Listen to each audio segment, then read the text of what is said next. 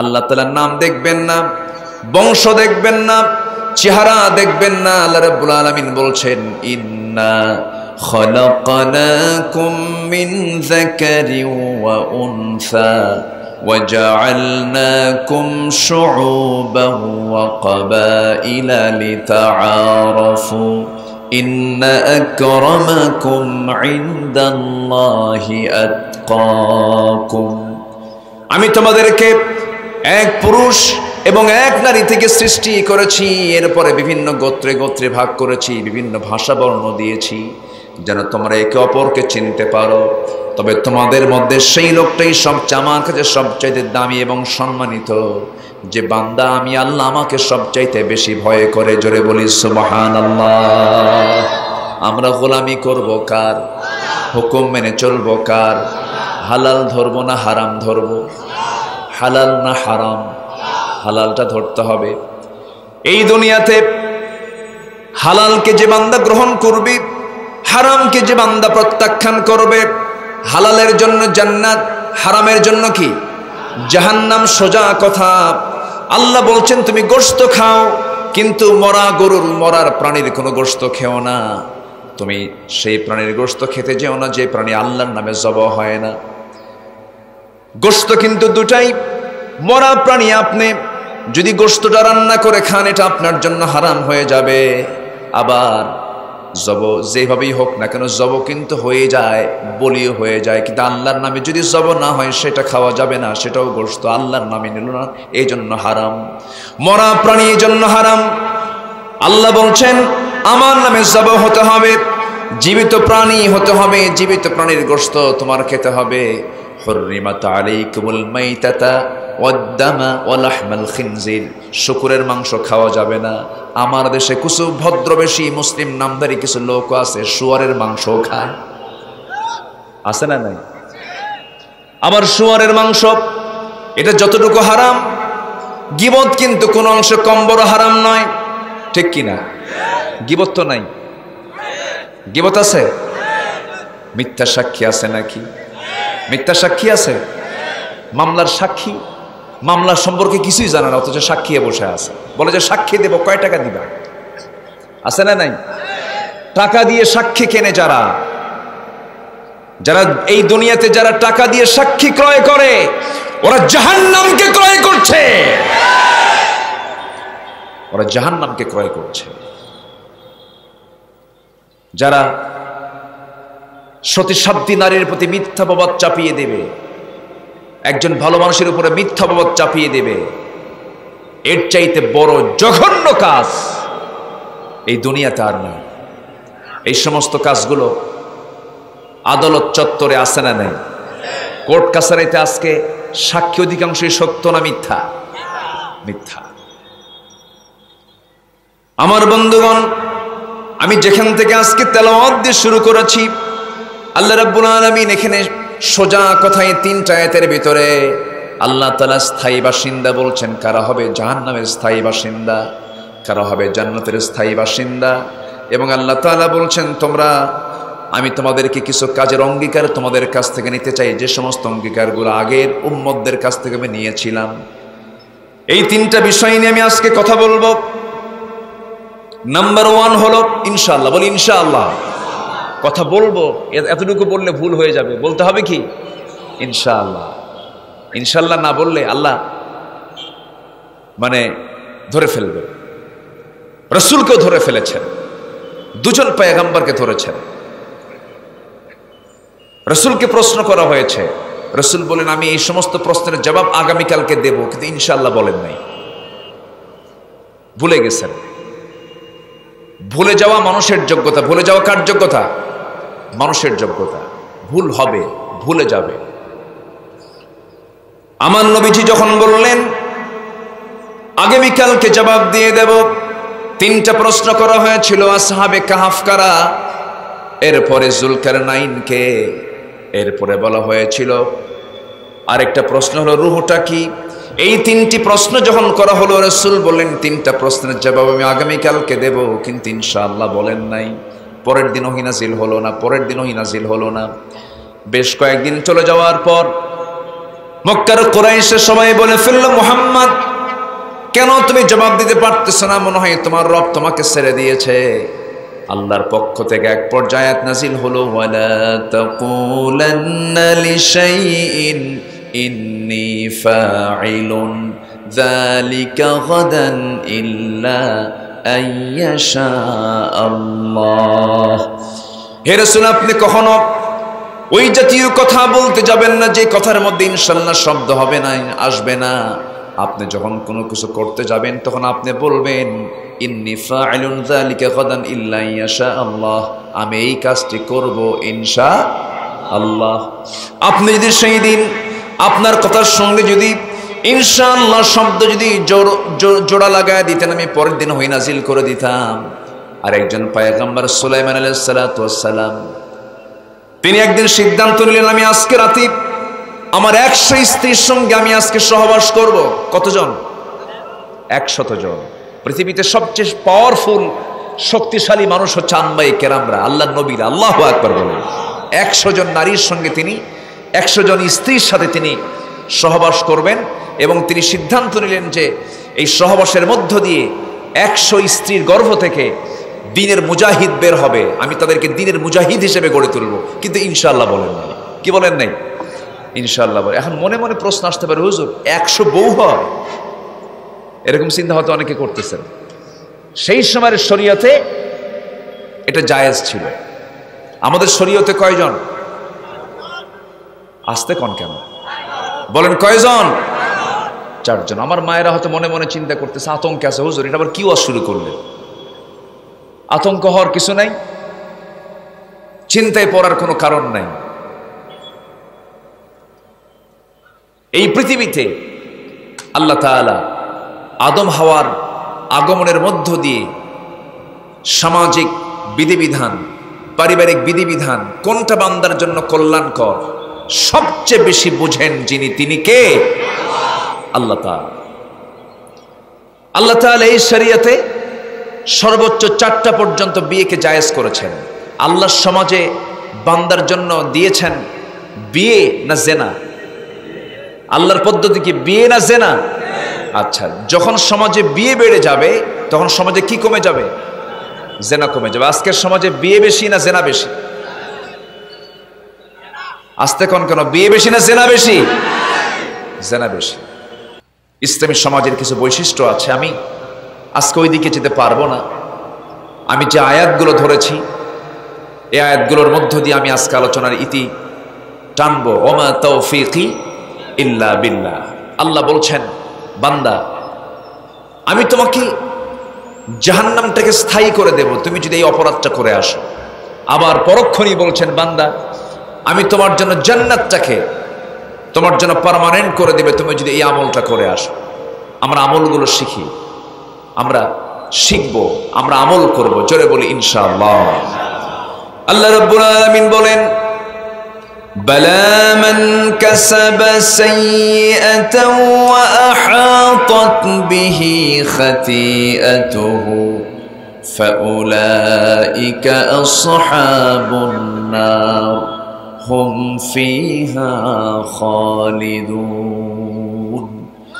আল্লাহ রাব্বুল আলামিন বলেন, যখন কোনো বান্দা কোনো পাপ করে সেই পাপ তাকে ঘেরাও করে ফেলে। যদি কোনো বান্দা তুমি যদি পাপ করে ফেলো সেই পাপ তোমাকে দুনিয়াতে ঘেরাও করে ফেলবে এবং তুমি জাহান্নামের বাসিন্দা হয়ে যাবে, স্থায়ী বাসিন্দা হয়ে যাবে। এই জন্য আমার আপনার জীবনের সবচেয়ে বড় চ্যালেঞ্জ হলো জীবনটাকে গুনাহমুক্ত রাখা, পাপ মুক্ত রাখা। হাতের গুনাহ করা যাবে না, চোখের গুনাহ করা যাবে না, চিন্তার গুনাহ করা যাবে না, পায়ের কোনো গুনাহ করা যাবে না, জিহবার কোনো গুনাহ করা যাবে না, লজ্জাস্থানের কোনো গুনাহ করা যাবে না। আমার বন্ধুগণ, গুনাহমুক্ত জীবনটা যদি আমরা গড়তে পারি এটাই সবচাইতে বড় সফলতা। আল্লাহ রাব্বুল আলামিন সেজন্য 2টা জায়গায় বলেছেন, ক্বাদ আফলাহা মান তাযাক্কা ওয়া যাকারা ইসমা রাব্বিহি ফাসাল্লা। আরেক জায়গায় বলেছেন, ক্বাদ আফলাহা মান যাক্কাহা ওয়া ক্বাদ খাবা মান দাসাহা। নফসের শুদ্ধতা আনতে হবে, আমার মাথা থেকে পা পর্যন্ত 3.5 হাত যে বডিটা আল্লাহ রাব্বুল আলামিন দিয়েছেন, এটা বিশাল বড় একটা রাষ্ট্রের নাম। এই রাষ্ট্রের আমি হলাম রাষ্ট্রনায়ক। এই চোখটা যদি আমি নিজেকে নিয়ন্ত্রণ করতে পারি, এই হাতটাকে যদি আমি নিজে নিয়ন্ত্রণ করতে পারি, এই দুটো পাকে যদি আমি সকল হারাম কাজ থেকে যদি নিয়ন্ত্রণ করে যদি সুন্দর করে রাখতে পারি, ভালো পন্থায় যদি রাখতে পারি, আল্লাহ বলছেন বান্দারে এমন একটা দিন তোর সামনে হাজির হয়ে যাবে, তোর সমস্ত অপকর্মের সাক্ষী তোর দেহের সমস্ত অঙ্গ প্রত্যঙ্গ হয়ে যাবে। সেই দিন কি হবে আল্লাহ রাব্বুল আলামিন বলেন, যারা পারেন ঠোঁট মিলিয়ে বলুন, আল ইয়াউমা নাখতিমু আলা আফওয়াহিহিম ওয়া তুকাল্লিমুনা আইদিহিম ওয়া তাশহাদু আরজুলুহুম বিমা কানু ইয়াকসিবুন। বান্দার আজকের দিনে আমি তোমার মুখটাকে মোহরাঙ্কিত করে দেব। সাক্ষী দেবে তোমার হাত, সাক্ষী দেবে তোমার পা। এই হাত দিয়ে কি করেছ? এই হাত দিয়ে তোমার ক্ষমতা ছিল, মানুষকে গুলি করে হত্যা করেছ। এই হাত দিয়ে তুমি মিথ্যা রায় দিয়েছ। এই হাত দিয়ে তুমি জুলুম করেছ। এই হাত তোমার বিরুদ্ধে সাক্ষী হয়ে দাঁড়াবে। এই জন্য হাতটাকে আমার নিয়মে চালাবো না আল্লাহর নিয়মে চালাবো? কার নিয়মে চালাবো? আল্লাহর নিয়মে চালাবো। তোমার কলমের লেখার শক্তি ছিল, তোমার কলমের খোঁচা দিয়ে তোমার সিগনেচারে হা হতো না হতো। তুমি যদি তোমার কলমের সিগনেচার দিয়ে যদি ভালো একজন মানুষকে তুমি যদি ফাঁসির রায় দাও, আর খারাপ একজনকে তুমি যদি বেকসুর খালাস দিয়ে দাও, কিয়ামতের দিন তোমার হাত তোমার বিরুদ্ধে সাক্ষী দেবে। এই জন্য 3.5 হাত দেহটাকে গড়িয়ে নিতে হবে। কি দিয়া? আসতে বলবেন না, কি দিয়া? কোরআন দিয়ে। হাত দিয়ে যা কিছু করব, খারাপ কিছু না ভালো কিছু? ভালো কিছু করব। চোখ দিয়ে যা দেখবো, খারাপ কিছু না ভালো কিছু? কান দিয়ে যা শুনবো, খারাপ কিছু না ভালো কিছু? ভালো কিছু। আমার এই বডি যদি আমি গুনাহমুক্ত রাখতে পারি,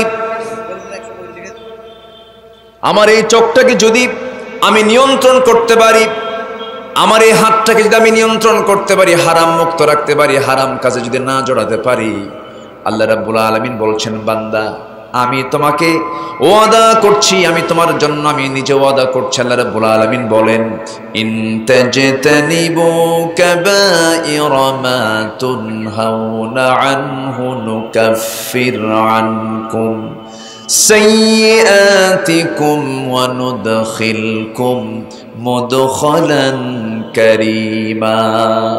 বান্দা তুমি যদি এই দুনিয়ার জিন্দেগিতে বড় বড় কবিরা গুনাহগুলো যদি ছেড়ে দাও, আমি তোমার ছোট ছোট যে অর্জিত গুনাহগুলো, সমস্ত গুনাহগুলোর দিকে আমি আল্লাহ নজরই দেব না, মাফ করে দেব।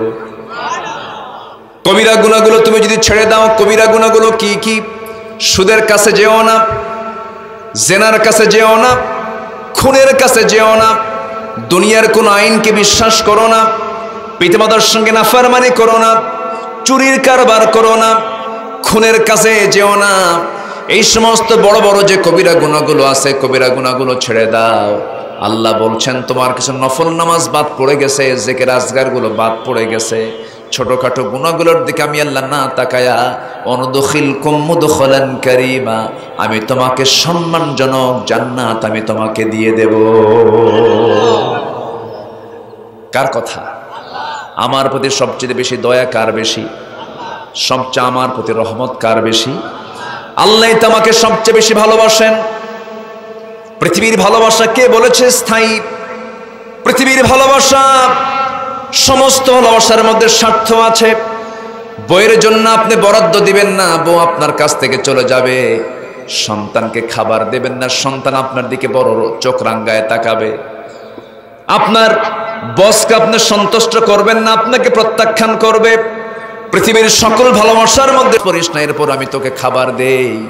বান্দা তুই আমার আকাশের নিচে বসে জেনার কারবার করিস, আমি তোর নাকের সামনে থেকে অক্সিজেনটা সরাইয়া দেই না। তুই বান্দা সুদের কারবার করিস, আমি তোকে তারপর আমি আমার বান্দা হিসাবে আমি তোকে মাফ করে দেওয়ার চিন্তায় থাকি। ও বান্দা আমি তোকে সুযোগ দিচ্ছি, বান্দা আমি তোর প্রতি রহম দিতে চাই, রহমত করতে চাই। বান্দা বড় বড় গুনাহগুলো ছেড়ে দে। বান্দা তুই চিন্তা করবি না, আমি তোকে জান্নাত দিয়ে দেব।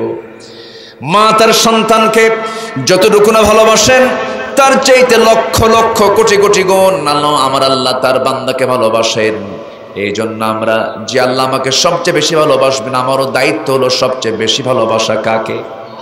আসতে বলবেন না, কাকে ভালোবাসা? আল্লাহকে ভালোবাসা। এই যে আমরা এখানে বসে আছি, হাজারো মানুষ এখানে বসে আলোচনাগুলো শুনছি, হঠাৎ করে মালাকুল মউত কারো কাছে যদি চলে আসে, মালাকুল মউত আসলে পরে মনে হয় র্যাবসিটা কোবরা এসে এটা রক্ষা করতে পারবে, প্রশাসন এসে রক্ষা করতে পারবে। একটা প্রেসিডেন্ট আসলে পরে সেই প্রেসিডেন্ট আসার 7 দিন আগের থেকে বড় বড় গোয়েন্দারা সেই জায়গা আগে তদন্ত করে, সেই জায়গায় পরিদর্শন করে, কত সিকিউরিটির উপরে সিকিউরিটি, কত সর্বোচ্চ নিরাপত্তা নিশ্চিত করার পরে প্রেসিডেন্টকে সেখানে ডাকা হয়। কিন্তু আমার বন্ধুগণ, মালাকুল মউত যখন কারো কাছে আসবে, কোনো সিকিউরিটি কোনো কাজে আসবে নাকি? কোনো কাজে আসবে না। এই যে বসে আছি, মালাকুল মউত যদি কারো কাছে চলে আসে, কেউ চুল পরিমাণ কোনো উপকার করতে পারবেন না। যিনি মালাকুল মউতের সম্মুখীন হয়ে যাবেন, আস্তে করে ঘাড় মটকে দেহটা নিস্তেজ হয়ে যাবে, আস্তে করে পড়ে যাবেন, কোনো শক্তি আর কাজ করবে না, পালস থাকবে না, দুনিয়া থেকে বিদায় হয়ে যাবে। বড় জোর এই জায়গায় একজন লোক মারা গেলে পরে আপনি এত মানুষ এখানে হাজির হয়েছেন, কিচ্ছু করতে পারবেন না। বড় জোর অ্যাম্বুলেন্সকে ডাক দেবেন, অ্যাম্বুলেন্স চলে আসবে। এই বাজার আসার পর অ্যাম্বুলেন্স ওই লাশটা আস্তে করে সবাই তুলিয়ে দিবেন, চোখের পানি ফেলে একটু কাঁদবেন আর বলবেন, ড্রাইভার মহাশয় এই লাশটা নিয়ে লাশের বাড়িতে লাশটা পৌঁছায় দাও। লাশটা নিয়ে চলে যাবে, বাড়ির সামনে হাজির হবে, লোকজন বাড়ি থেকে বের হবে, সবার চোখে চোখে পানি আসবে, সবাই কান্নাকাটি করবে। কিন্তু যে লোকটা কষ্ট করে এই বাড়িটা করেছে, এত মেহনত করে পরিবারটা গঠন করেছে, কিন্তু ওই পরিবারের লোকজন, ওই পরিবারের বউ বাচ্চা যারা আছে, একটা বারের জন্য ওই লাশটাকে ঘরের মধ্যে কেউ তুলবে নাকি? ঘরেও জায়গা নাই, বারান্দাতেও জায়গা নাই, উঠানেও জায়গা নাই। একটা কোনায় আস্তে করে চাদর মুড়ি দিয়া পর্দা করে আড়াল করে গরম পানির ব্যবস্থা করে গোসলটা সম্পন্ন করায় দেবে। যতটুকু কাপড় চোপড় ছিল আলমারিতে, সমস্ত আলমারির কাপড়গুলো অচল হয়ে যাবে, লোকের কাপড় চোপড়গুলো অচল হয়ে যাবে। এমনকি গায়ের পরিহিত সেলাইওয়ালা জামাটাও কেচি দিয়ে কেটে কেটে খুলে নেবে, সেলাইবিহীন, পকেটবিহীন। এরপরে সিম্পল কাপড়, সাদা কাফনের কাপড়টা পরায় দেবে, মাথায় বাঁধন, পায়ে বাঁধন দিয়া দিয়া জানাজার আয়োজন হয়ে যাবে। লোকজন বাড়ি এসে ভরে যাবে, সবার চোখে চোখে পানি জমা হয়ে যাবে। জানাজায় হাজির হবে হাজার হাজার মানুষ, কিন্তু জানাজা শেষ হবে, কিন্তু কেউ আর তাকে ডাকবে না, কেউ তাকে আর আমন্ত্রণ করবে না। ওই যে টেনে হেঁচড়ে কবরের দিকে নিয়ে চলে যাবে, কবরের শয়ে দেবে, বাঁশ চাপা দেবে, মাটি চাপা দেবে, ওই যে বিদায় দিয়ে আসবে। দিন শেষে আমার বন্ধু কেউ নয়, দিন শেষে আমার বন্ধু একমাত্র, কেবলমাত্র, শুধুমাত্র কে? আমার বন্ধু কে? আল্লাহ তাআলা। সে আল্লাহর কাছেই যেহেতু ফিরে যেতে হবে, আসামি হয়ে ফিরতে চাই না আমরা। আসামি কে হবে? যে কবিরা গুনাহ করবে। আসামি কি হবে? যে শিরকের কাজ করবে। আসামি কি হবে? যে পিতামাতার অবাধ্যতা করবে। আসামি কি হবে? যে নামাজকে ছেড়ে দেবে। জাহান্নামে যাওয়ার বহুগুলো কারণ আল্লাহ রাব্বুল আলামিন কোরআনে উল্লেখ করেছেন।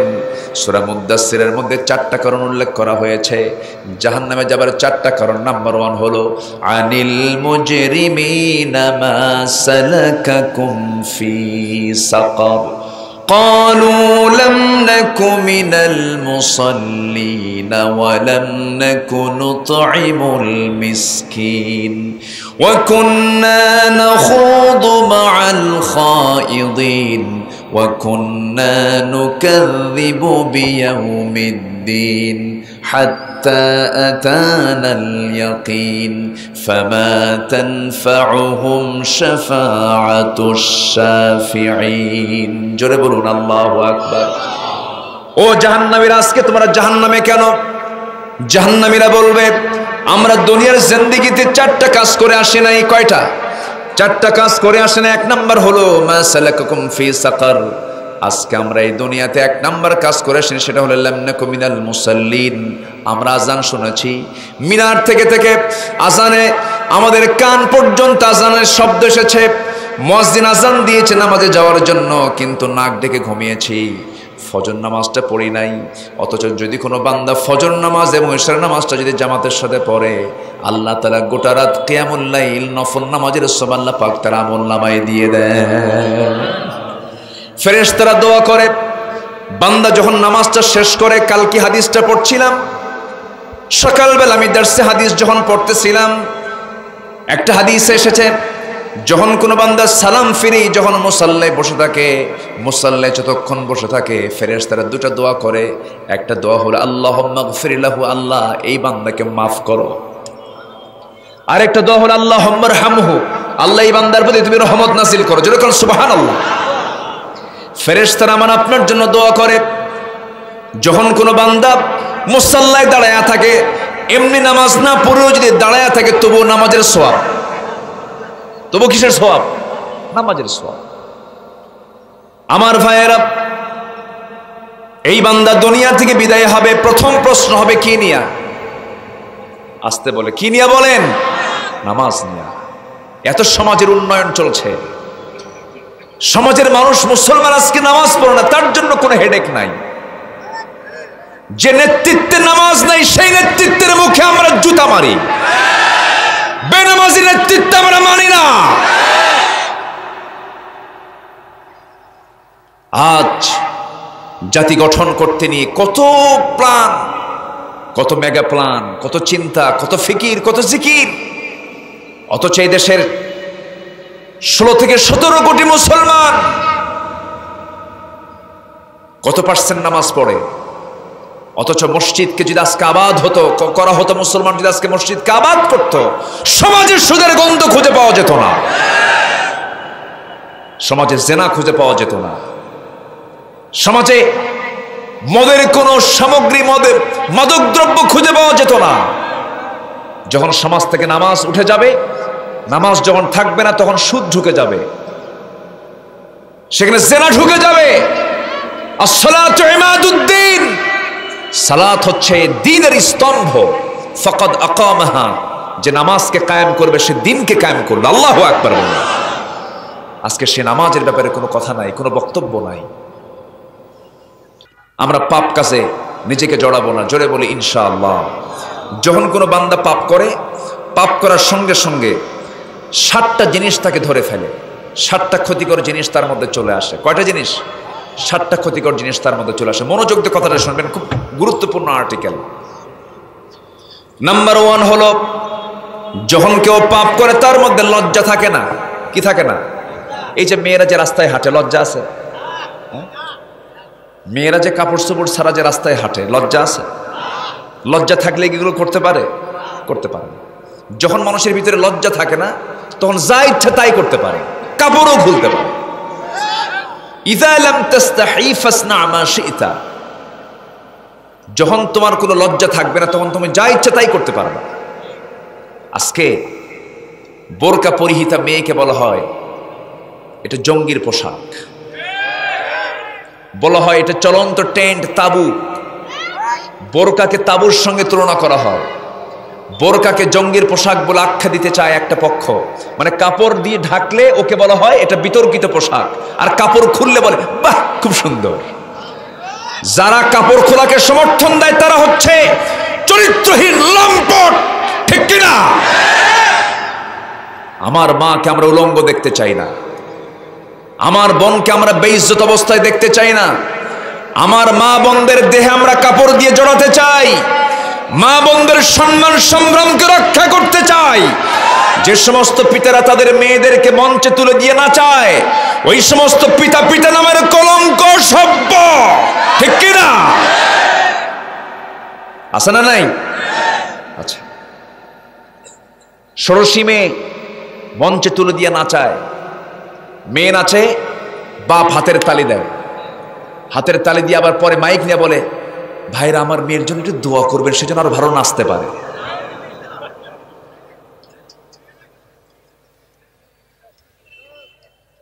কোথায় আছি আমরা? সম্মানিত বন্ধুগণ, এই নোংরামি পাপগুলো সমাজে রাখা দরকার, রাখা দরকার না দূর করা দরকার? দোয়া করলেই দূর হবে নাকি? দোয়া করলেই দূর হবে? এর জন্য কাজ করতে হবে। এর জন্য কাজ যখন করতে যাবেন তখন পিটন খেতে হবে। পিটন খেয়েছেন মুহাম্মদ সাল্লাল্লাহু।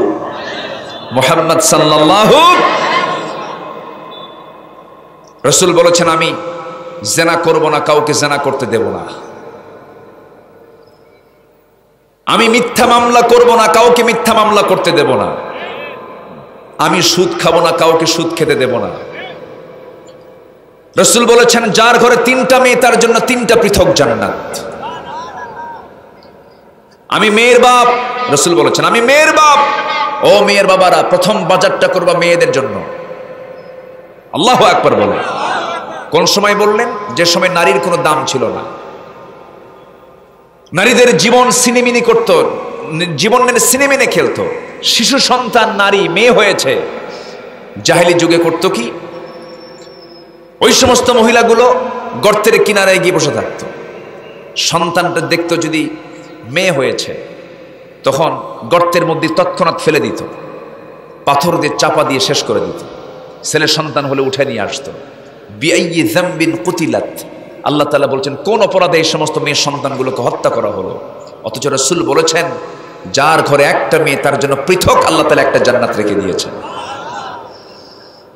আমার নবীজি জান্নাতের ঠিকানাটাও নারীর পায়ের নিচে করে দিয়েছেন। এখানে যারা বসে আছেন, অনেক তো ইন্টারভিউ হয়, আমার দেশের ইন্টারভিউ বোর্ডগুলোতে এই সমস্ত প্রশ্নগুলো করা হয় না। একটা প্রশ্ন যদি করা হয় জান্নাতটা কোথায়, হ্যাঁ, আইনাল জান্নাত, জান্নাতটা কোথায়? আল জান্নাতু তাহতা আকদামিল উম্মাহাত, জান্নাতটা হলো মার পায়ের নিচে, অর্থাৎ নারীর পায়ের নিচে। আল্লাহ তাআলা মেয়েদের পায়ের নিচে কি রেখেছেন? আসতে বলবেন না, কি রেখেছেন? স্বামীর পায়ের নিচে কি? দেখেন দেখেন না, সবাই হাসতেছে। হুজুর একটা কিছু বলে দেন, বউরা যেন খেদমত করে। স্বামীর পায়ের নিচে স্ত্রীর বেহেশত, একটা ভুয়া কথা, একদম বাজে কথা। স্বামীর পায়ের তলে জুতা কি আছে? তাহলে পুরুষের পায়ের নিচে কি আছে? জুতা। আর মার পায়ের নিচে কি আছে? জান্নাত। ইসলাম মাকে কত দাম দিয়েছে, সুবহানাল্লাহ বলেন। রাসূল মেয়েদের জন্য বাজারটা আগে করতে বলেছেন। মেয়েরা সম্পত্তি বেশি পায়, বাবার কাছ থেকে পায়, স্বামীর কাছ থেকে পায়, ভাইয়ের কাছ থেকে পায়, ছেলের কাছ থেকে পায়, সবগুলো জোড়া, কিন্তু কোনো ব্যয় নাই। খেলে আয় আছে কিন্তু কোনো ব্যয়। আর পুরুষের ব্যয় আছে না নাই? আছে। তাহলে আল্লাহ তাআলা নারীদেরকে এত দাম দেওয়ার পরেও আজকের সমাজের কিছু নারী তারা বলছে ইসলাম নাকি নারীকে ঠকাইছে। ওরা বুঝতে ভুল, ওদের কিসে ভুল? বুঝতে ভুল। আমার নবীজি, সমস্যা কি? মঞ্চ নড়ে কেন? কি ভূমিকম্প শুরু হয়েছে নাকি? আমার দেশ তো এখন ভূমিকম্পের দেশ। মাঝে মাঝে ভূমিকম্প হয় না? 1 মাসে তো হয়নি, ভূমিকম্প হয়ে গেছে। ভূমিকম্পের লক্ষণ কি জানেন? ভূমিকম্প কেন হয়? 1 নম্বর কারণ হলো যখন সমাজে নাচানাচি বাড়ে। নাচানাচি কমছে না বাড়ছে? এখন জেনার পরিমাণ যখন বাড়ে, সুদের পরিমাণ বাড়ে, জুলুম বেড়ে যায়, তখন আল্লাহর গজব নাজিল হয়। সম্মানিত ভাইয়েরা, আমার নবীজি বসে আছেন, এক সাহাবী এসে কান্দে, নতুন ইসলাম কবুল করি কান্দে। রাসূল বলেন মহিলা, কি সাহাবী তুমি কান্দো কেন? তোমার কান্দার হেতুটা কি? সাহাবীটা দেখতে অনেক সুন্দর ছিলেন, সুশ্রী চেহারা। কাঁদতেছে কেন? তোমার চেহারা লাল হয়ে যাচ্ছে কেন? কি হয়েছে? হুজুর ইসলাম তো কবুল করলাম, আপনি বলেছেন সব গুনাহ আমার মাফ, কিন্তু আমার মনে হয় একটা গুনাহ আমার মাফ হয়নি। রাসূল বললেন কি তুমি কি করেছো বলো? আমার নবীর সামনে হাঁটুটা গেড়ে দিয়া কেঁদে কেঁদে বলছে হুজুর বড় একটা ভুল করে ফেলেছি। আমি খুন করে ফেলেছি। কারে খুন করেছো? কি খুন করেছো বলো হুজুর? অন্য কোনো ব্যক্তিকে নয়, অন্য কোনো মানুষকে নয়, নিজের ওরসজাত সন্তান, মেয়ে সন্তানটাকে আমি নিজের হাতে খুন করে ফেলেছি। রাসূল বললেন তুমি কেমন করে খুন করেছো আমাকে একটু শোনাও তো। আমার নবী যেমন তবিয়তের ছিলেন, শুধু বলতেন না, মাঝে মাঝে সাহাবীদের কথাগুলো শুনতেন, বলতেন। বললেন সাহাবী একটু শোনাও তো দেখি। শুধু আমার কানে বহু কথা এসেছে, আজকে তোমার মুখ থেকে আজকে সরাসরি শুনতেছি, একটু বলো তো তুমি কেমন করে মেয়ে সন্তানটাকে হত্যা করেছো। সাহাবী বলছেন ইয়া রাসূলুল্লাহ, স্ত্রীর গর্ভে সন্তান চলে এলো, 9 মাস পূর্ণ হয়ে গেল।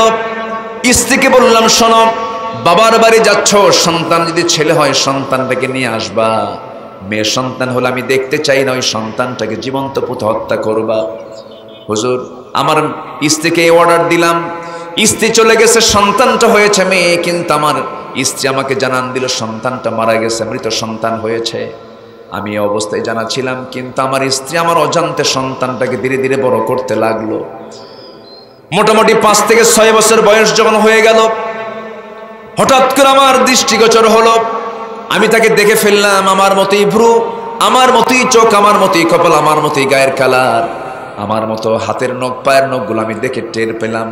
আমার কাছে সন্দেহ হলো, খপ করে তার হাতটা চেপে ধরে বললাম, তোমার পরিচয়টা কি? সে কিছুই বলতে পারলো না। স্ত্রীর কাছে এসে নিয়ে যখন বললাম, আমার স্ত্রী, সত্যি করে বলো তো এই সন্তানটার পরিচয়টা কি? আমার স্ত্রী কেঁদে কেঁদে বলছে, আমার স্বামী, আপনার সন্তানের তথ্য আমি কেমন করে গোপন করব? এই সন্তানটাকে আমি মারতে পারি নাই, আপনার অজান্তে সন্তানটাকে বড় করেছি। ভিতরে আমার প্রচন্ড রাগ জমে গেল। শিরকিয়াতের কারণে, কুফরি হালতের কারণে আমি প্রতিশোধ পরায়ণ হয়ে গেলাম। ভিতরে জিদ কাজ করলো, মেয়েটাকে আমি কখন হত্যা করে ফেলবো। কৌশল শুরু করে দিলাম, অভিনয় শুরু করে দিলাম। মেয়েটাকে আমি আদর করলাম, চুমু দিলাম, কোলের মধ্যে বসায় বসায় তাকে আমি স্নেহ দিলাম, আদর করলাম। এরপরে বললাম, ও আমার মা, আমি তোমাকে আজকে তোমার নানির বাড়িতে নিয়ে চলে যাব। মেয়েটা আমার দারুণ খুশি। আমার বউটা মেয়েটাকে সুন্দর করে সাজায় দিল, গোছায় দিল। রওনা করলাম, অভিনয় করি। আমার মেয়েটা এত খুশি হয়ে গেছে, বারবার আব্বা আব্বা বলে ডাকে। কিন্তু সামনে জঙ্গল যখন পেলাম, জঙ্গলের দিকে রওনা করলাম। মেয়েটা বলছে, বাবা, নানির বাড়িতে এইদিকে, তুমি এইদিকে কেন যাও? জঙ্গলটা পার হয়ে গেলাম দুপুরবেলা জঙ্গল যখন পার হলাম, হাতে কোদাল নিয়ে গর্ত খনন শুরু করে দিলাম। মেয়েটার মুখ ছোট হয়ে গেছে। মেয়েটা বলছে, বাবা, তুমি কখন নানির বাড়ি যাবে? গর্ত খনন কেন করো? আমি কোনো কথা বললাম না। আমি যখন গর্ত খনন করছিলাম হুজুর, সেই সময় আমার মেয়েটা আমি লক্ষ্য করেছি, আমার মুখের ভিতরে, আমার দাড়ির মধ্যে সিটে সিটে আসছিল মাটি। সেই মাটিগুলো তার নখ দিয়ে খিলাল করে করে আমার দাড়িটা পরিষ্কার করে দিচ্ছিল। শরীর থেকে ঘাম ঝরতেছিল, সেই ঘামওয়ালা শরীরটা আমার মুছে দেওয়ার জন্য গামছা দিয়ে আমার ঘামগুলো মুছে মুছে দেয়, আর দাড়িগুলো পরিষ্কার করে দিয়ে বলে, বাবা, তুমি নানির বাড়ি কখন যাবে? আমি কিচ্ছু বললাম না। গর্ত খনন শেষ হয়ে গেল। এরপরে মেয়েটাকে অভিনয় করে বললাম, মা, দেখো তো গর্ত খননটা কেমন হয়েছে। আমার মেয়েটা করলো কি, সাদা মনে, সরল মনে মুচকি হাসি মেরে, যখন মেয়েটা গর্তের কাছে কাছে এসে যখন উকি মেরে গর্ত যখন দেখতে নিয়েছে, পিছন দিকে আমি চলে আসলাম। চক্ষু বন্ধ করে পিছন দিক থেকে এত জোরে ধাক্কা মারলাম, এক ধাক্কায় সন্তানটা গর্তের মধ্যে পড়ে গেছে। তখন টের পেয়ে গেছে, চিত হয়ে দুটো হাত এক জায়গায় করে বলছে, বাবা, বুঝতে পেরেছি আজকে আমার আম্মার কথাটাই সত্যিকার অর্থে বাস্তব হয়ে গেছে। বুঝতে পেরেছি আমার দোষটা কি, বুঝতে পেরেছি আমার অপরাধটা কি। আমার আব্বা, আজকে তোমার কাছে আমি প্রাণ ভিক্ষা চাই, তুমি আজকে যদি আমাকে প্রাণে বাঁচায় দাও, এই চেহারা তোমাকে আমি কোনোদিন দেখাবো না, প্রয়োজনে ভিক্ষা করে খাবো, তুমি আজকে আমারে দয়া করে মাইরো না। আমার মধ্যে কোনো ভালোবাসার উদ্রেক হলো না। কুফরি হালতের কারণে, শিরকিয়াতের কারণে হাতের মধ্যে আমি বড় ওজনের পাথর নিলাম। চক্ষু বন্ধ করে ওই সন্তানটার বুক বরাবর যখন পাথরটা মেরে দিলাম, ফিঙ্কি দিয়ে রক্ত বের হওয়া শুরু হয়ে গেল। মাটি চাপা দিয়া, পাথর চাপা দিয়া জনমের মতো দুনিয়া থেকে সন্তানটাকে বিদায় করে দিলাম। হুজুর, আজকে তো ইসলাম কবুল করেছে, আমার মনে হয় এই গুনাহটা আমার কখনো মাফ হবে না। শিশুকে আমি কেমন করে হত্যা করেছি। রসুল কেঁদে কেঁদে বলছেন, সাহাবীরে শোনো, দিন যখন গ্রহণ করেছো, তোমার এই গুনাহটা আল্লাহ তাআলা তোমার জীবন থেকে ধুয়ে মুছে সাফ করে দিয়েছে। আমার বন্ধুগণ, সেই যুগে রসুল নারীকে এত মূল্যায়ন করলেন, এত দাম দিলেন। আজকের মাহফিলে যে সমস্ত মা বোনরা আসছেন, মা বোনদেরকে বলবো, মা, আজকের সমাজ ধ্বংসের অন্যতম কারণ হলো সমাজে পর্দার পরিবেশটা নাই, নামাজের পরিবেশটা নাই। মা, আপনার মধ্যে পর্দার পরিবেশটা আনতে হবে।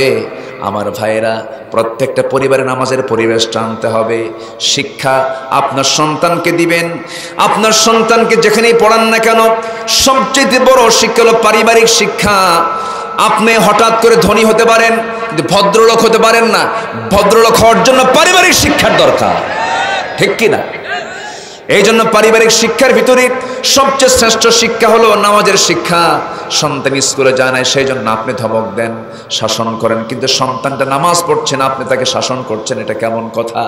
আপনার মেয়েটা ষোড়শী মেয়ে, আপনার মেয়েটার বয়স 12 বছর 13 বছর হয়ে গেছে, সমস্ত কাজ আপনি যেটাই করেন না কেন, মেয়েটাকে আপনি যদি নিরাপদে রাখতে চান, মেয়েটাকে যদি জান্নাতের কারণ বানাতে চান, অবশ্যই মেয়েটার বয়স যখন 12 থেকে 13 বছর যখন বয়স হয়ে গেছে, মাথা থেকে পা পর্যন্ত কাপড় দিয়ে ঢাকায় দেওয়ার দায়িত্ব বাপ মার আছে না নাই?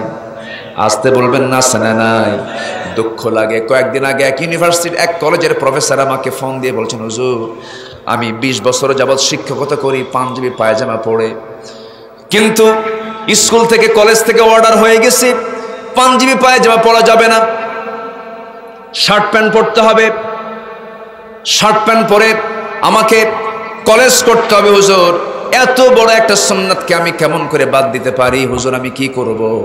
আমার বন্ধুগণ, এরকম করে এমনও কিছু নরাধম শিক্ষক আছে, যে সমস্ত শিক্ষকরা প্রিন্সিপালরা অনেক কলেজের ছাত্রীদের মাথায় বোরকা পড়তে দেয় না, আছে না নাই? হিজাব লাগাতে দেয় না, আছে না নাই? আছে না নাই? আচ্ছা, মেয়েদের সৌন্দর্য হলো মেয়েরা ঢেকে থাকবে। আলহামদুলিল্লাহ, ভালো আছেন না? মেয়েরা ঢেকে থাকবে। যে মেয়ে ঢাকবে তার সম্মান কমবে না বাড়বে? আর যে মেয়ে ঢাকবে না তার সম্মান কখনো বাড়তে পারে? মর্যাদা বাড়তে পারে? বেহায়া যে সে নিজেও অসুস্থ হয়ে পড়বে, সে সমাজকে অসুস্থ করে ফেলবে। এই জন্য প্রত্যেক বাড়িতে যাদের মা বোন আছেন সবার কাছে আমার উদাত্ত আহ্বান, এই বড় কবিরা গুনাহ পর্দাহীনতা, এটাকে মাইনাস করে আমরা আমাদের পরিবারকে পর্দা দিয়ে সাজাবো। জোরে বলি ইনশাআল্লাহ। মেয়েদেরকে পর্দার মধ্যে রাখবো, তারা শিক্ষিত হবে, ডাক্তার হবে, ইঞ্জিনিয়ার হবে, তারা সমাজের বহু কাজ করবে, কোনো সমস্যা নেই, কিন্তু ড্রেস কোড থাকবে আল্লাহর বিধান মতো। কার বিধান মতো? পর্দার বিধান কি দুনিয়ার কারণ? আল্লাহর বিধান। আসতে বলবেন না, কার বিধান? আল্লাহর বিধান। সম্মানিত ভাইয়েরা, পুকুরের পানি আর ডাবের পানির মধ্যে তফাৎ আছে না নাই? পুকুরের পানি কি কেউ পান করে? ডাবের পানি কি? ডাবের পানিটা পান করে, কারণ ডাবের পানির ভিতরে, ডাবের পানিটা ছিল চতুর্দিকে মোড়ানো, পর্দার মধ্যে ছিল, এই জন্য ডাবের পানির ডিমান্ড কম না বেশি? বেশি। আর পুকুরের পানিতে গরুও গোসল করে, ছাগলও গোসল করে, মানুষও গোসল করে, শুধু গোসলের জন্য উপযুক্ত হতে পারে, কিন্তু পান করার জন্য উপযুক্ত নয়, কারণ ওই পুকুরের পর্দা নাই, আর ডাবের ভিতরে কি আছে? পর্দা আছে। আচ্ছা, এরপরে ধরেন এই এলাকার দিনাজপুরের লিচু আছে না, এদিকে লিচু তো ভালো হয়। আসতে নিয়ে আমি যখন পীরগঞ্জ পার হচ্ছিলাম, দেখি অনেক লিচুর সেখানে সমারোহ ঘটেছে, অনেক কম দামি লিচু মনে হয় এখানে পাওয়া যায়। দিনাজপুরের এই যে বেদেনা, না কি লিচু আছে? হ্যাঁ, চায়না থ্রি বেদেনা লিচুগুলো আছে, খুব ডিমান্ডেবল। আপনাদের এই এলাকার এই লিচুগুলো খুব দামি, মানুষ পায় না। তো এই লিচুগুলো যদি বিক্রি করতে নিয়ে যদি বিক্রেতা মনে করে খামাখা কাস্টমারকে এত কষ্ট দেওয়ার দরকার কি, লিচুগুলোর উপরের যে পর্দাটা আছে পর্দাটা খুলে নিয়ে বিক্রি করতে বসে, কেউ কি টাকা দিয়ে কিনবে? আচ্ছা, কাঁঠালের যে কাভারটা, উপরের যে পর্দাটা, এটা কি শুধু পর্দা না এর মধ্যে কিছু আঠা আছে? আচ্ছা, এই আঠা কি সহজে ছাড়ে না? আচ্ছা, এখন যদি আপনি মনে করেন যে আমার কাস্টমারের সুবিধার্থে আমি উপরের কাভারটা খুলে দিয়ে শুধু কাঁঠালের ভিতরের যে বিচিগুলো এগুলো বিক্রি করব, কেউ কি টাকা দিয়ে কিনবে? কাস্টমার চাবে আমি ওই আঠালো পর্দাটা নিজের হাতে খুলে নিয়ে নিজে খাবো, এটাই কিন্তু কাস্টমার চায়। খোলা জিনিস কেউ কিনতে চায় না, বরঞ্চ আপনি খুলবেন, আম ন্যাংরা হোক আর খিসা হোক আর গোপাল ভোগ আর রাজভোগ হোক, যত দামি আম হোক না কেন, দাম ততক্ষণ, পর্দা যতক্ষণ। ঠিক কিনা? দাম নাই কখন? পর্দা যখন থাকবে না। এই জন্য নারীর সম্মান, সম্ভ্রম, ইজ্জত, মর্যাদা সব আছে হলো পর্দার ভিতরে। কিসের ভিতরে? পর্দার ভিতরে। পর্দা ছেড়ে দেওয়া সগীরা গুনাহ না কবিরা গুনাহ? কবিরা গুনাহ। সেই কবিরা গুনাহের দিকে আমরা আমাদের বোনদেরকে, আমাদের মাদেরকে ধাবিত করব না। জোরে বলি ইনশাআল্লাহ। নামাজ হবে কয় ওয়াক্ত? আসতে বলবেন না, কয় ওয়াক্ত নামাজ? একানা জামাতে নামাজ 5 ওয়াক্ত পড়বেন কারা কারা? একটু হাত তুলে দেখেন তো দেখি। জোরে বলি ইয়া আল্লাহ, আরো জোরে ইয়া আল্লাহ। আমাদেরকে 5 ওয়াক্ত সালাত আদায় করার তৌফিক তুমি আল্লাহ দিয়া দাও। জোরে বলি আমিন, আরো জোরে আমিন। নামাজের মধ্যে মজা পাওয়ার দরকার আছে না নাই? আমি গত রমজানে মক্কায় গিয়েছিলাম। এই রমজান মক্কা মদিনায় ছিলাম। দুবাইয়ে 10 দিন ছিলাম। সেখান থেকে ইউনাইটেড আরব আমিরাত শেষ করে মক্কা মদিনার সফর ছিল। কিয়ামুল লাইল 12:40 বাজলে পরে, রাত 12:40 যখন হয়, তখন মদিনার মসজিদ এবং মক্কার মসজিদে, মক্কা মুকাররমা এবং মদিনা মুনাওয়ারায় কিয়ামুল লাইল হয় তারাবির পর। তারাবির তো হয়ই, তারাবির পরে আবার 12:40 থেকে কিয়ামুল লাইল শুরু হয়, একদম মানে সাহারির আগ পর্যন্ত। আমি কিয়ামুল লাইলে দাঁড়ালাম। সূরা ইউসুফ পড়লেন ইমাম সাহেব। 2 রাকাত নামাজ আমি পড়লাম, সময় লেগেছে মাত্র 57 মিনিট। কয় রাকাত নামাজ? 2 রাকাত নামাজে লাগছে 57 মিনিট। যদি এইরকম টাইম দিয়া এই দেশের যে কোনো মসজিদের যে কোনো ইমাম যদি শুধু একদিন পড়ায়, মুসল্লি বলবে হুজুর আপনার তো কোনো কাম নাই, যার নাই কোনো গতি সে করে ইমামতি, আপনি টান টোপলা বাঁধবেন, আমাদের কাজ কাম আছে। কি কথা কি বুঝতেছেন? আচ্ছা, তাহলে এই নামাজের এই ইমামের পেছনে 1 ঘন্টা ধরে যদি 2 রাকাত নামাজ হয়, এই নামাজে মনোযোগিতা সেই মুসল্লির আসতে পারে যে মুসল্লি ইমাম যে সূরাগুলো তেলাওয়াত করছে ওই সূরার অর্থ যদি বোঝে। 57 মিনিট কেন, আরো 57 মিনিট গেলেও টের পাবে না, ঠিক কিনা? তাহলে আমাদের নামাজে মনোযোগী হওয়ার জন্য অন্যতম একটি কারণ হচ্ছে, মনোযোগী হতে হলে কোরআনটাকে না বুঝে শোনা না বুঝে শোনা, না বুঝে শোনা না বুঝে শোনা, বুঝে শুনে আমরা নামাজটা পড়বো। জোরে বলি ইনশাআল্লাহ। এটা নামাজের মনোযোগ বৃদ্ধির একটা অন্যতম দিক। আমরা কোরআনটাকে বোঝার চেষ্টা করব। কোরআন শুধু আলেমদের জন্য নাজিল হয়নি, শুধু হাফেজের জন্য নাজিল হয়নি, শুধু ইমামদের জন্য নাজিল হয় না। কোরআন নাজিল হয়েছে বিচারপতি তার জন্য, দোকানদার তার জন্য, ব্যাংকার তার জন্য, শিল্পপতি তার জন্য, ব্যবসায়ী তার জন্য, কৃষক তার জন্য, স্বামী তার জন্য, স্ত্রী তার জন্য, বাবা তার জন্য, মা তার জন্য, সন্তান তার জন্য, পৃথিবীর প্রত্যেকটা মানুষের জন্য আল্লাহ তাআলা কোরআনটা নাজিল করেছেন। দোয়া করে দেই নাকি? আলোচনা চালাবো? কারো কোনো আপত্তি নাই তো? জোরে বলি ইনশাআল্লাহ। ফজর নামাজ হবে তো? ফজর নামাজ সবাই পড়বেন, এটা যেন মনে থাকে। সারা রাত ওয়াজ শুনে যদি ফজর কাজা হয়, লুঙ্গি খুইলা মাথায় টুপি দেওয়ার মতো, লুঙ্গি খুইলা মাথায় টুপি দেওয়ার মতো, তাহলে তো লাভ হবে না। ফজর যেন কাজা না হয় আমরা খেয়াল করব। জোরে বলি ইনশাআল্লাহ। তাহলে আল্লাহ তাআলা বলছেন, বান্দা তুমি যদি গুনাহ করো আমি তোমাকে জাহান্নামের বাসিন্দা করব। এখন কোন কাজ করলে আমি তোমাকে জান্নাতের স্থায়ী বাসিন্দা করব? আল্লাহ তাআলা বলছেন সূরা বাকারার 81 নম্বর আয়াত আমি এখন শেষ করলাম, 82 নম্বর আয়াতে আমি চলে আসছি। একটু মনোযোগ দিয়ে শুনুন। আল্লাহ রাব্বুল আলামিন বলেন, ওয়াল্লাযীনা আমানু ওয়া আমিলুস সালিহাত উলাইকা আসহাবুল জান্নাহ হুম ফিহা খালিদুন। ঈমান যারা আনবে এবং নেক আমল যারা করবে, ভালো আমলগুলো যারা করবে, ওজনে কম দেবে না, জমিরাইল ঠেলাঠেলি করবে না, মিথ্যা সাক্ষী দেবে না, গীবতের কাছে যাবে না, জনগণকে ঠকাবে না, বনের সম্পত্তি মেরে খাবে না, হারামকে বর্জন করে চলবে যারা আমলে সালেহ যারা করবে, মানুষের সঙ্গে কথা বলতে নিয়ে মিষ্টি মুখে যারা কথা বলবে, কর্কশ সুরে যারা কথা বলবে না, সমস্ত কাজকর্ম যাদের নেক আমল হয়ে যাবে। আল্লাহ রাব্বুল আলামিন বলছেন, শোনো বান্দা, এই সমস্ত বান্দার জন্য আমি আল্লাহ জান্নাত রেখে দিয়েছি। আমি কোনো অস্থায়ী জান্নাত দেব না। যে বান্দাকে আমি আল্লাহ জান্নাত দেব সেই জান্নাত হবে স্থায়ী জান্নাত। জোরে বলেন সুবহানাল্লাহ। কি জান্নাত? স্থায়ী জান্নাত আমি তোমাকে দিয়ে দেব।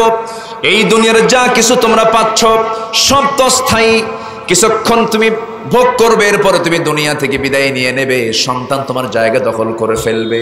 সম্মানিত ভাইয়েরা, তাহলে আমরা ইমানটা নির্ভেজাল আনবো, আমলে সলেহটা ঠিক রাখবো। আল্লাহ বলছেন আমি তোমাকে পার্মানেন্ট জান্নাত দিয়ে দেবো। যেরকম সুবহানাল্লাহ। সেই জান্নাতে ঢুকবে একবার, বের হওয়ার কোনো সুযোগ নাই, বের হতে পারবে না তুমি, বের হবা না, বের হতে চাইবে না তুমি। জান্নাত আমি তোমাকে দিয়ে দেব। এই দুইটা আয়াতের পরে আল্লাহ রাব্বুল আলামিন 83 নম্বর আয়াতে বনি ইসরাঈলদের সঙ্গে আল্লাহ তাআলা কিছু অঙ্গীকার করেছিলেন। সঙ্গের অঙ্গীকারগুলো বনি ইসরাঈলদের অধিকাংশই ভঙ্গ করেছিল। সে অঙ্গীকারগুলো কথা আল্লাহ তাআলা রাসূলকে স্মরণ করে দিয়ে বলছেন, হে রাসূল, আপনাকে এই কথাগুলো স্মরণ করে দিয়ে বলতে চাই, আপনি এগুলো সবাইকে জানায় দেন। এই সমস্ত বিষয়গুলো যদি কেউ ভঙ্গ করে বড় বড় কবিরা গুনাহগুলো হয়ে যাবে। নাম্বার 1 হলো আল্লাহ রাব্বুল আলামিন বলেন, ওয়া ইয আখাযনা মিসাকা বনি ইসরাঈলা লা তা'বুদুনা ইল্লাল্লাহ ওয়া বিল ওয়ালিদাইনি ইহসানা ওয়া যিল কুরবা ওয়াল ইয়াতামা ওয়াল মাসাকিনি ওয়া কুলু লিন-নাসি হুসনা وأقيموا الصلاة وآتوا الزكاة ثم توليتم إلا قليلا منكم وأنتم معرضون جربون الله أكبر الله رب العالمين বলেন, হে রাসূল, ওই সময়ের কথা আপনি স্মরণ করুন যে সময় আমি বনি ইসরাঈলদের কাছ থেকে আমি অঙ্গীকার নিয়েছিলাম কয়েকটা। এর মধ্যে 1 নম্বর হলো ইবাদত করবে কার? আসতে বলবেন না কার? নাম্বার 2 হলো বিল ওয়ালিদাইনি ইহসানা। নাম্বার 2 হলো তোমাদের সহসা মাতা পিতার তোমরা আনুগত্য করবে, তাদের সঙ্গে সুন্দর আচরণ করবে। আজকে সমাজে শিক্ষিতের হার বেশি না অশিক্ষিতের হার বেশি? শিক্ষার হার কমেছে না বেড়েছে? আসতে কয়, কমছে না বাড়ছে? বাড়ছে না? শিক্ষার হার বেড়েছে, কিন্তু পিতামাতার প্রতি সেবার হার কমছে না বাড়ছে? হ্যাঁ, তাহলে শিক্ষার হার বাড়লো, পিতামাতার সেবার হার কমলো, মানে শিক্ষার মধ্যে ভেজাল আছে না নাই? আসতে শিক্ষার মধ্যে ভেজাল আছে না নাই? যারা শিক্ষার মধ্যে বানর ঢুকাতে চায় তারা তো কোনোদিন পিতামাতার সেবা করতে পারে না, ঠিক কি না? শিক্ষার হার বেড়েছে, নৈতিক শিক্ষার পরিমাণ কমেছে। নৈতিক শিক্ষা নাই, কোরআনের শিক্ষা নাই, কোরআন বোঝে না, জানে না, দুনিয়ার সব জ্ঞান অর্জন করতে পেরেছে, কিন্তু নৈতিকতার যে শিক্ষা এটা থেকে সে বঞ্চিত হয়েছে, সে শিখতে পারে নাই। সম্মানিত ভাইয়েরা, যে রাজনীতি করতে গিয়ে, যে শিক্ষা অর্জন করতে গিয়ে, যে শিক্ষা শিখতে গিয়ে, যে রাজনীতি করতে গিয়ে ইসলাম জানা যায় না, কোরআন জানা যায় না, দিন বোঝা যায় না, ইসলামকে চেনা যায় না, আল্লাহকে চেনা যায় না, সে শিক্ষার কোনো মূল্য নাই। সে শিক্ষার কোনো মূল্য নাই। আজকে ছেলের জন্য ঘর হয়, মেয়ের জন্য ঘর হয়, নিজের জন্য বেডরুম হয়, ড্রয়িং রুম হয়, সন্তানদের রুম হয়, মেহমানখানা হয়, সব কিছু হয়, আর বাপ মার থাকার জায়গা হয় সিঁড়ির নিচে। আছে কিনা? আসতে বলে আছে কিনা? বাবার 4টা সন্তান, 4টা ছেলে, সবাই শিক্ষিত, বড় হয়ে গেছে বাপ মা, খাওয়াবে কে? এরকম সিস্টেম আছে। ওই ছেলের বাসায় 7 দিন, ওই ছেলের বাসায় 7 দিন, ওই ছেলের বাসায় 7 দিন, ওই ছেলের বাসায় 7 দিন, আবার এর মধ্যে আবার হিসাব করে, আমি পারবো না তুই খাওয়া, আমি পারবো না তুই খাওয়া। সন্তান নামের কলঙ্ক এগুলো।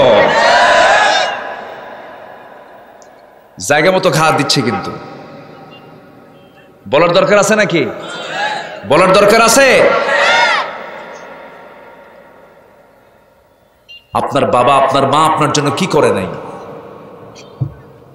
আপনি শিশু, আপনি ছোট, আপনি নবজাতকের কাছে যান, একটু একটা নবজাতক বাচ্চাকে সামনে দেখেন, সেই নবজাতকের হাত পা কত নরম, কত দুর্বল, সে খাইতেও জানে না, সে তাকাতেও জানে না। সেই সন্তানকে তোমার মা তোমাকে কত যত্ন করে একটু শক্ত করে ধরলে কণ্ঠনালী চাপা পড়ে তুমি মারা যেতে, হাতটাকে শক্ত করে ধরলে হাড্ডি ভেঙে যেত, শক্ত করে একটা চাপ দিলে তোমার নাড়িভুড়ি বের হয়ে যেত। মা সারা রাত না ঘুমাইয়া তোমাকে পাহারাদারের মতো, পিয়নের মতো, সুইপারের মতো সব সময়ের জন্য তোমার পাশে এসে দাঁড়ায় আছে। যখন ডাকে, মানে পিয়ন কেন বললাম, যেরকম একটা কেরানিকে যেরকম তার অফিসারে যেরকম ডাক দিলেই চট করে চলে আসে, সন্তানটা যখন শিশু খাইতে জানে না, একটা আওয়াজ দেয়, একটা কান্নার আওয়াজ শোনা মাত্রই মা হাজার কাজ ফেলে চলে আসে তাড়াতাড়ি চাকরের মতো। আল্লাহু আকবার বলে। এত কষ্ট করে তিলে তিলে যে মা তোমাকে বড় করলো, সে মাকে তুমি টাইম দিবা না? সে মার জন্য তুমি ঘর বরাদ্দ করবা না? সেই মার জন্য তুমি অর্থ খরচ করবা না?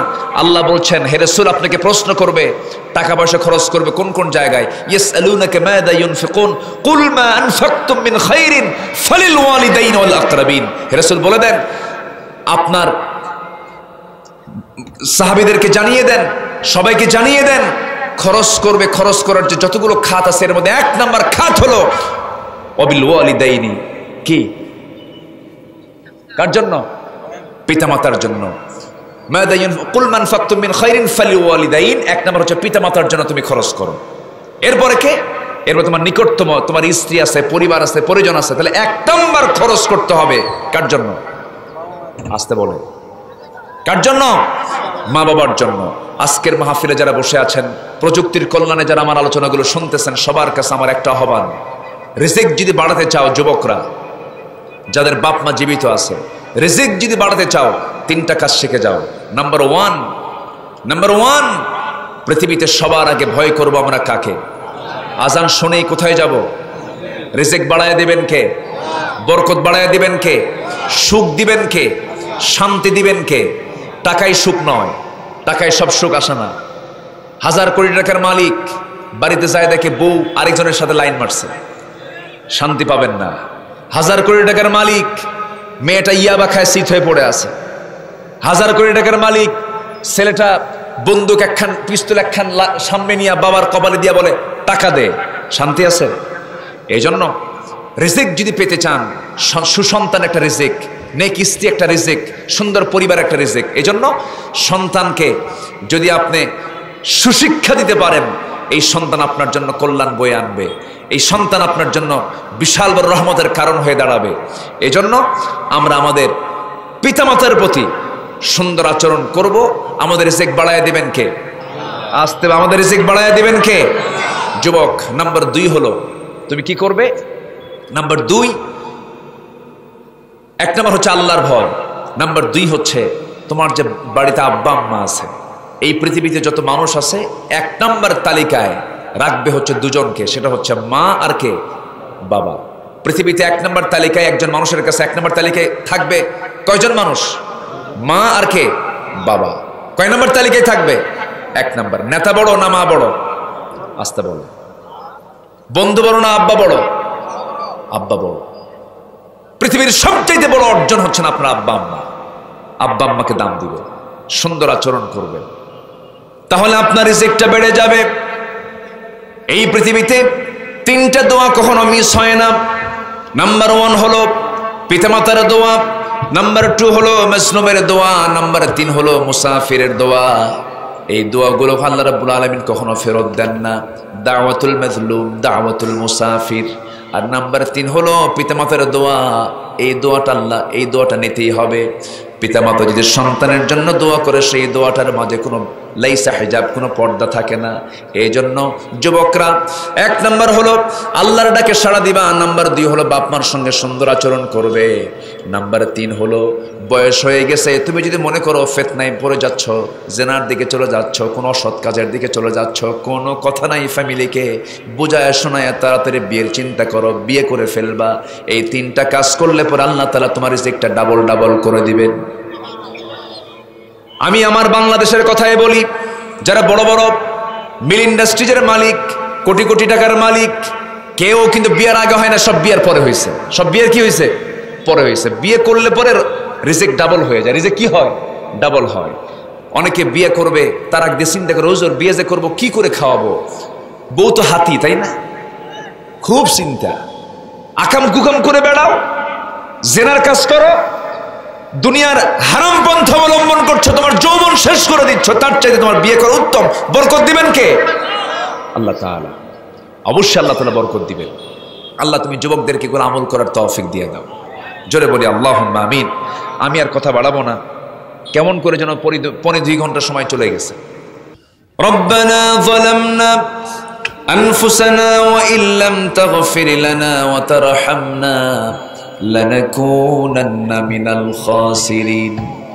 হাজারো মুসলমান নরনারীকে নিয়ে তোমার কালাম থেকে কিছু কথা বলেছি, গুনার বোঝা মাথায় নিয়ে কাঙ্গাল ফিকারির মতো দুটো হাত পেতে আছে। আল্লাহ, গুনার দিকে নজর দিও না, বান্দা মনে করে তামাম জীবনের সমস্ত গুনাহগুলোকে তুমি আল্লাহ মাফ করে দাও। জনম দুঃখিনী মা আমাদের মাঝ থেকে যাদের বিদায় নিয়েছেন, আব্বা যাদের বিদায় নিয়েছেন, জিন্দেগির গুনাহগুলো মাফ করে দাও, কবরগুলোকে জান্নাতের টুকরা বানায়া দাও। অনেক আলোচনা শেষ করে বাড়ি ফিরে যাব, বাড়িতে ফিরে গিয়ে সব দেখব, কিন্তু মাকে পাবো না রে। যে মার চেহারার দিকে তাকালেই বরকত নাজিল হয়, রহমত নাজিল হয়, কি সুন্দর আদর দিয়ে ডাকে, সন্তান কলেজা বলে ডাকে, সেই ডাকগুলো আর শুনতে পাই না। ওই মা যারা চলে গেছে, আব্বা যারা চলে গেছে, জিন্দেগির গুনাহগুলো মাফ করো, কবরগুলোকে জান্নাতের টুকরা বানায়া দাও। আল্লাহ তাআলা আলোচনা শুনে অনেকেই বাড়ি ফিরবো, বাড়িতে গিয়ে ছেলে দেখবো, মেয়ে দেখবো, বউ পরিবার পরিজন দেখবো, কিন্তু মাকে দেখতে পাবো না, বাবাকে দেখতে পাবো না। আল্লাহ তাআলা তোমার কাছে ফরিয়াদ করি, আব্বা আম্মা যারা চলে গেছে, কবরটাকে জান্নাতের বাগিচা বানায়া দাও। হাতটা একটু উঁচু করুন, আওয়াজ দিয়ে দিয়ে আমার সঙ্গে ঠোঁট মিলিয়ে আল্লাহ সেখানে দোয়া পড়ুন, রব্বিরহামহুমা কামা রব্বায়ানি সগীরা। রব্বিরহামহুমা কামা রব্বায়ানি সগীরা। রব্বিরহামহুমা কামা রব্বায়ানি সগীরা। আল্লাহ তাআলা বিশেষ করে এই মাহফিলের আয়োজন যারা করলেন, শোনার জন্য দূর দূরান্ত থেকে যারা আসলেন, বিনিময়ে কিয়ামতের কঠিন ময়দান যেদিন কেউ কাউকে চিনবে না, এমনকি মা সন্তানকে পর্যন্ত স্বীকার করে বসবে, যেদিন মানুষ কাঁদতে কাঁদতে চোখের পানিগুলো ফুরে যাবে, চোখ থেকে রক্ত বের হওয়া শুরু হয়ে যাবে, সেই কঠিন মুসিবতের দিন এ মাহফিল সবার জন্য নাজাতের মাধ্যম তুমি আল্লাহ বানায় দিও। আমার ডানে, আমার বামের সামনে পেছনে যত ভাই, আড়ালে যত মা বোন হাত তুলেছেন, যার যা প্রার্থনা তুমি আল্লাহ দয়া করে মঞ্জুর করে নাও। যার যে প্রার্থনা তুমি আল্লাহ দয়া করে মেহেরবানি করে কবুল আর মঞ্জুর করে নাও। আল্লাহ, গোটা পৃথিবীর মুসলমান জাতির পায়ের তলায় মাটি নাই, মুসলমানদের বাইতুল মুকাদ্দাস মুসলমানদের হাতে তুলে দাও। এই ক্রান্তি লগ্নে মেহেরবানি করে ওমরের মতো একজন নেতা তুমি আল্লাহ মুসলিম উম্মার জন্য পাঠায় দাও। 180 কোটি মুসলমান, 56টি মুসলিম জনপদ, কিন্তু আজকে মুসলমানদের চরম দুর্দিন চলছে। মেহেরবানি করে সমস্ত জুলুম থেকে মুসলিম উম্মাকে তুমি আল্লাহ হেফাজত করো। ও আল্লাহ, মেহেরবানি করে তোমার কাছে ফরিয়াদ করি, কত মানুষ তোমার ঘর জিয়ারা করতে যায়, তোমার নবীর কবর জিয়ারা করতে যায়। এখানে অনেকেই হাত তুলেছেন, কিন্তু বান্দারা যেতে চায়, কিন্তু তাদের সামর্থ্য নাই। জীবন অন্তত তোমার ঘরে একটা বার হলেও জিয়ারা করার তৌফিক তুমি আল্লাহ সবাইকে দিয়ে দাও। তোমার নবীর কবরের পাশে গিয়ে সালাম দেওয়ার তৌফিক তুমি আল্লাহ দিয়ে দাও। এই দুনিয়া থেকে কোন দিন বিদায় হব জানি না রে, কোন দিন মরবো আমরা কেউ তো বলতে পারি না। কারো দাদা গেছে, কারো বাবা গেছে, মা গেছে, একই কায়দায় একই লাইন আমরা একদিন চলে যাব। চোখটা বন্ধ করলে অন্ধকার মনে হয়। ও আল্লাহ, কোন দিন মরবো জানি না, তবে যেদিন মরে যাব রে, আমাকে টান মেরে ধাক্কা মেরে ঘর থেকে বের করে দিয়া কবরের শোয়া দিয়া বাঁশ চাপা দিয়ে চলে আসবে। 24 ঘন্টা যাবে না, মাথার চুলগুলো খসে খসে পড়বে। 3 দিন যাবে না, চামড়াগুলো গলে গলে পোকার পেটের খাবার হবে। মাত্র 7 দিন পেটের নারী ভরে সব চোখ মুখ কান নাক দিয়ে বের হওয়া শুরু হয়ে যাবে। মাত্র 3টা মাস কবর খনন করে দেখা যাবে ওই কবরের ভিতরে কয়েকটা হাড় ছাড়া কিচ্ছু নাই, সব শেষ হয়ে গেছে। আল্লাহ, তোমার কাছে ফরিয়াদ করি, তোমার পছন্দের বান্দা না হওয়া পর্যন্ত আমাদের কাউকে মরণ দিবা না। আল্লাহ, আশেপাশে কত মাইয়াত শুয়ে আছে, কারো বাবা, কারো মা, কারো ভাই, কারো বোন আশেপাশে কবরবাসী হয়ে আছে। আল্লাহ, কত মিসকিন তারা, কত অসহায় তারা। তোমার কাছে ফরিয়াদ করি, ইমানি হালাত নে যারা দুনিয়া থেকে বিদায় নিয়েছেন, কবরগুলোকে জান্নাত বানাইয়া দাও। মরণের ডাক যখন চলে আসবে, জবানে জারি করে দিও লা ইলাহা ইল্লাল্লাহু মুহাম্মাদুর রাসূলুল্লাহ।